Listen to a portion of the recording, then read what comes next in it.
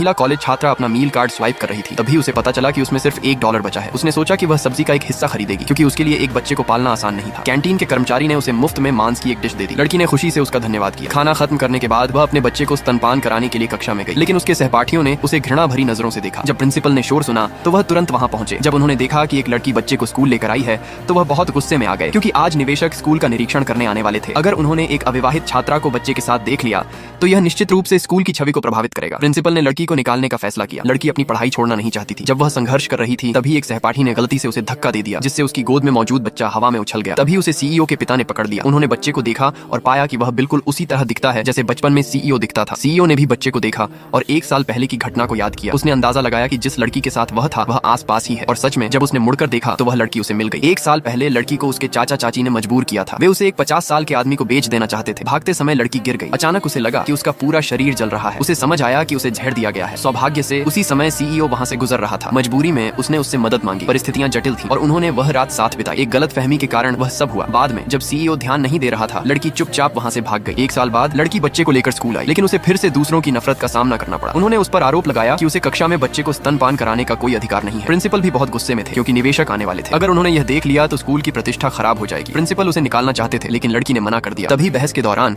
एक सहपाठी ने लड़की को टक्कर मार दी, जिससे बच्चा हवा में उछल गया और सीधे सीईओ के पिता की बाहों में जा गिरा। प्रिंसिपल ने तुरंत लड़की को वहां से हटाने का आदेश दिया और बोर्ड को रिपोर्ट किया कि बच्चा किसी छात्र का छोटा भाई है। जब चेयरमैन ने बच्चे को देखा और पाया कि वह बिल्कुल सीईओ जैसा दिखता है, तो उन्होंने निष्कर्ष निकाला कि यह उनका पोता है। उन्होंने बच्चे को घर ले जाने का फैसला किया। खुशी में उन्होंने स्कूल में 200 मिलियन निवेश करने की योजना बनाई। ये सुनकर प्रिंसिपल बहुत खुश हुए। उन्होंने कहा कि बच्चा चेयरमैन के साथ रहने के लिए ही बना है। सीईओ अपने पिता को रोक नहीं सका, इसलिए उसने पहले सहमति दे दी। उसने सोचा कि वह बाद में बच्चे की मां को ढूंढकर उसे वापस कर देगा। घर पहुंचकर सीईओ ने डीएनए टेस्ट कराया और पाया कि बच्चा वास्तव में उसका ही है। इससे उसे यकीन हो गया कि 1 साल पहले वाली लड़की इसी स्कूल में थी। उसने तुरंत लोगों को उसे ढूंढने के लिए भेज दिया। अगले ही पल एक गांव जैसी दिखने वाली छात्रा वहां आई और कहा कि वह बच्चे की मां है। सीईओ को थोड़ा शक हुआ। उस छात्रा ने बच्चे की पीठ पर मौजूद जन्म चिन्ह के बारे में बताया। जांच करने पर वह सही निकला। उन्होंने मान लिया कि वही बच्चे की मां है। अपना वादा निभाने के लिए सीईओ ने उसे बच्चे की देखभाल के लिए वहीं रहने दिया। असल में वह छात्रा लड़की की सबसे अच्छी दोस्त थी। उसे जलन थी कि लड़की इतनी भाग्यशाली थी कि सीईओ के बच्चे की मां बन गई। इसलिए उसने खुद को बच्चे की मां बताकर उसकी जगह ले ली और अमीर जिंदगी जीने लगी। सच्चाई छिपाने के लिए वह बच्चे को वापस स्कूल ले आई। इस बीच लड़की हर जगह अपने बच्चे को ढूंढ रही थी। जब उसे बच्चा वापस मिला तो वह बहुत खुश हुई। उसने अपनी दोस्त के कपड़े और रहन सहन देखकर हैरानी जताई। दोस्त ने कहा कि उसे एक अमीर आदमी पसंद करता है और वह जल्द ही शादी करने वाली है। फिर उसने लड़की के भले का नाटक करते हुए कहा